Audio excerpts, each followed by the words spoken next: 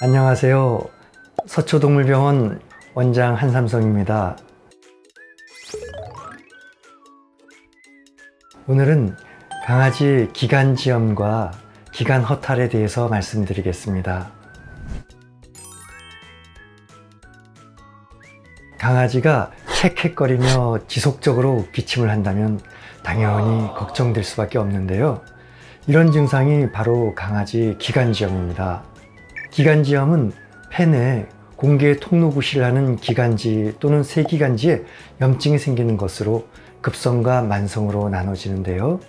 기관지가 공기의 통로이기에 폐렴이나 폐실질성 질환, 종양, 기관지 확장 또는 협착증, 이물, 그리고 신부전에 의한 순환장애 등과 함께 병발하는 경우가 많습니다.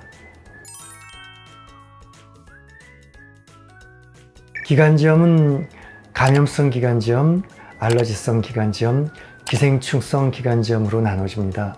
감염성 기관지염은 여러 다양한 원인에 의해 발병하지만 특히 집단 사육하는 번식장 또는 견사나 애견센터 등에서 감염이 주로 일어나는데요.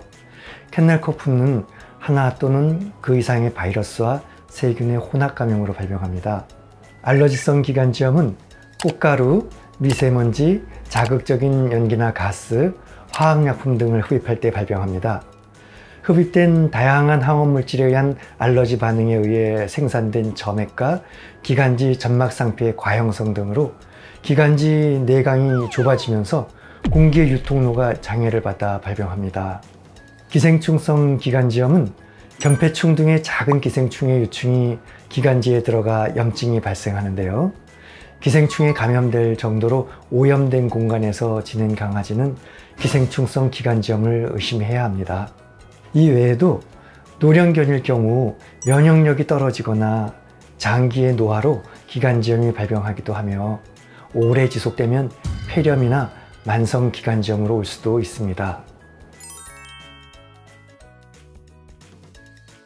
기관지염에 걸린 반려견의 특징적인 증상은 기침입니다. 재채기와 함께 맑은 콧물이 나오며 목에 뭔가 걸린 것처럼 칵칵 거리는 기침이 많아지면서 힘이 없어 보이고 몸무게가 줄어들기도 합니다. 심하면 거의 소리를 내는 때도 있으며 마른 헛기침을 계속하고 목을 아래로 굽히고 구토하려는 듯한 증상을 보이기도 합니다. 기관지염이 심해지면 목이나 가슴 부위에 이제 통증이 심해지기 때문에 만지는 것도 힘들어하고 호흡곤란을 일으키며 입을 벌려 숨을 쉬기도 합니다. 이런 증상을 보이는 경우 치료 방법은 혈액 검사와 엑스레이 검사, 그리고 경우에 따라서는 기생충 검사를 통해 원인을 파악하고 약을 처방하거나 약물을 기화에 흡입하게 하는 등 내과적 방법을 통해 치료합니다. 치료 중인 반려견은 되도록 자극받지 않도록 안정을 취해주고 깨끗한 환경에서 지낼 수 있도록 해주는 것이 중요합니다. 첫 번째는 외부 접촉을 최소화하는 것입니다. 강아지 기관지염은 전염성이 높은 편입니다. 기관지염 증상이 있는 강아지와 함께 산책을 하였거나 애견 카페 등에 가서 어울렸다면 기관지염에 걸렸을 확률이 있습니다. 건강한 성견의 경우에는 스스로 회복할 수도 있지만 어린 강아지나 면역력이 약한 노령견들은 그렇지 않기 때문에 외부 접촉을 최대한 줄이는 것이 중요합니다. 두 번째는 체중 조절입니다. 강아지가 살이 찌다 보면 기도도 점점 좁아지게 되는데요. 내강이 좁아지면서 공기의 통로가 장애를 받을 수 있기에 살이 많이 찌지 않도록 조절해 주는 것이 중요합니다. 세 번째는 겨울철 실내 환기입니다. 추운 겨울에는 아무래도 밀폐된 공간에서 실내 생활을 많이 하게 되는데요. 주기적으로 공기를 순환시켜주고 수분과 습도를 적절히 유지해 주는 것도 중요합니다.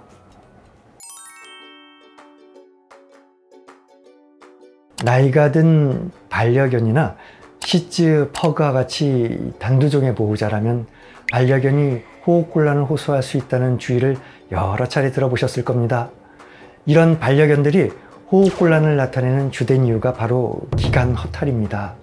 기관허탈이란 기관 내강이 좁아지고 이로 인한 호흡곤란과 호기를 통한 체온 조절이 되지 않는 질병으로 발전된 상태를 말하는데요. 치료가 늦어지게 되어 심각한 상태로 돌입하면 뇌와 폐가 회복 불능 상태로 진행되는 경우도 있습니다. 기관 허탈 증상은 봄에서 여름 사이에 발생률이 높고 격한 운동을 하거나 급격하게 흥분하고 나서 스트레스가 지속될 때 거위 울음과 비슷한 소리를 내며 고통스럽게 호흡합니다. 처음에는 스스로 진정을 시키기 위해 반복적으로 왔다 갔다 하며 조금이라도 편한 자세를 취하기 위해 자세를 자주 바꾸게 됩니다. 상태가 심한 경우에는 호흡하는 것조차 어려워하고 침을 흘리고 혓바닥과 잇몸이 보라색으로 변하는 청색증이 나타나다가 실신하는 때도 있습니다. 심한 상태라고 판단이 되는 경우 빠르게 동물병원에 내원해야 합니다. 강아지의 기관은 C자형의 기관연골로 되어 있는 기관윤과 탄력성 있는 윤상인대가 연결되어 신축성과 유연성을 지닌 파이프형으로 유지되는데, 윤상인대가 탄력성을 잃어버리며 기관 근육이 약해지면서 기관윤의 고유한 C자형의 형상을 잃어버리는 것을 기관 허탈이라고 합니다.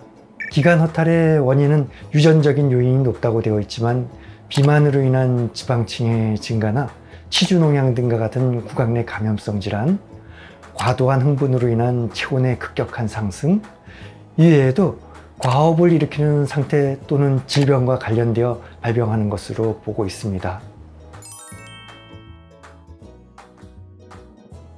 기관 허탈은 엑스레이를 통해 쉽게 발견할 수 있습니다. 기관 허탈이 진단되면 치료를 진행하는데 가벼운 상태라면 약물 치료 등으로 상태가 호전될 수 있지만 꾸준히 치료하지 않으면 상태가 다시 악화될 수 있습니다. 이럴 때는 스텐트 시술과 같은 외과적 방법을 통해 기관을 넓혀주는 방법도 고려할 수 있습니다. 기관 허탈 증상으로 약물 치료를 한다면 일상생활에서의 꾸준한 관리가 중요합니다. 첫 번째는 호흡과 열 관리입니다. 더운 여름 동안은 호흡하기가 더욱 어려워지기 때문에 되도록 뛰어다니지 않고 안정적인 상태로 지낼 수 있도록 해주시고, 에어컨이나 선풍기 등으로 실내 열기를 식혀줄 수 있도록 해주시며, 산책은 새벽과 저녁 시간을 이용하는 것이 좋습니다. 두 번째는 체중과 식습관 관리입니다. 반려동물의 기관이 눌리지 않게 정상 체중을 유지하기 위해서는 식습관 관리에 힘써야 합니다.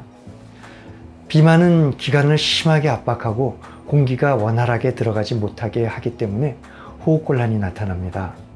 세 번째는 환경관리입니다. 산책할 때는 목줄이 목에 자극을 주어서 기침이 악화되기 때문에 하네스를 권장하고 있습니다.